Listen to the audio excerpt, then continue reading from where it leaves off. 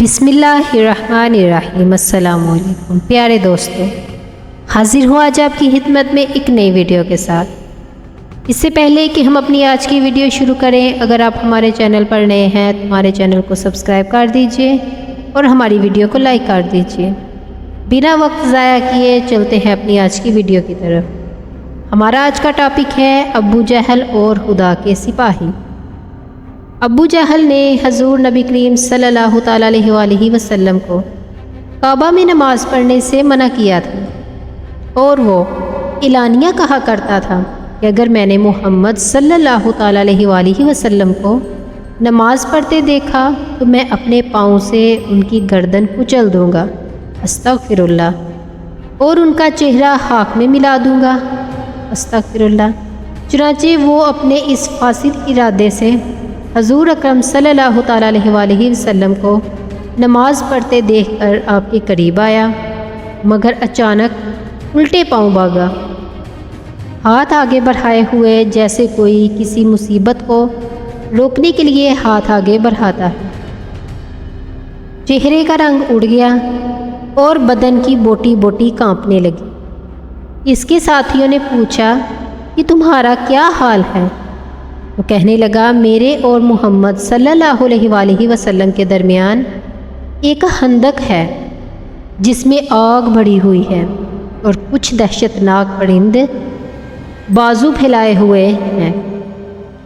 اس سے میں اس قدر خوفزدہ ہو گیا کہ آگے نہیں بڑھ سکا، اور ہانکتے کانپتے کسی طرح جان بچا کر بھاگا۔ نماز کے بعد حضور اکرم صلی اللہ تعالیٰ علیہ وآلہ وسلم نے فرمایا کہ اگر ابو جہل میرے قریب آتا تو فرشتے اس کا ایک ایک عضو جدا کر دیتے۔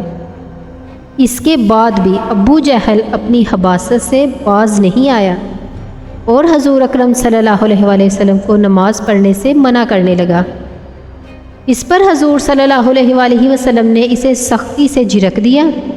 ابو جہل نے غصہ میں آ کر کہا کہ مجھے جھڑکتے ہیں، حالانکہ آپ کو معلوم ہے کہ مکہ میں مجھ سے زیادہ جتھے والا اور مجھ سے زیادہ مجلس والا کوئی نہیں۔ خدا کی قسم، میں آپ کے مقابلہ میں سواروں اور پیدلوں سے اس میدان کو بھر دوں گا۔ اس کی اس دھمکی کے جواب میں سورہ علق یعنی سورہ اقرا کی یہ آیت نازل ہوئی۔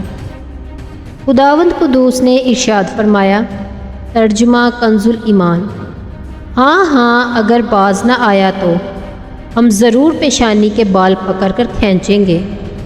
کیسی پیشانی؟ جھوٹی؟ پکارے اپنی مجلس کو، ابھی ہم سپاہیوں کو بلاتے ہیں۔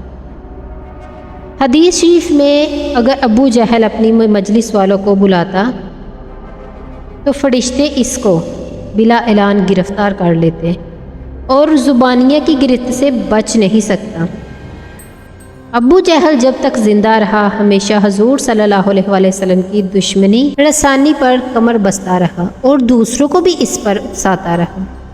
آخر قہر خداوند میں گرفتار ہوا کہ جنگ بدر کے دن 2 لڑکوں کے ہاتھ سے ذلت کے ساتھ قتل ہوا، اور اس کی لاش بے گور و کفن بدر کے گھڑے میں پھینک دی گئی۔ اس طرح تمام دشمنان رسول صلی اللہ علیہ وسلم طرح طرح کے عذابوں میں مبتلا ہو کر ہلاک و برباد ہو گئے۔ اللہ عز و جل ہمیں توبہ کرنے کی توفیق عطا فرمائے۔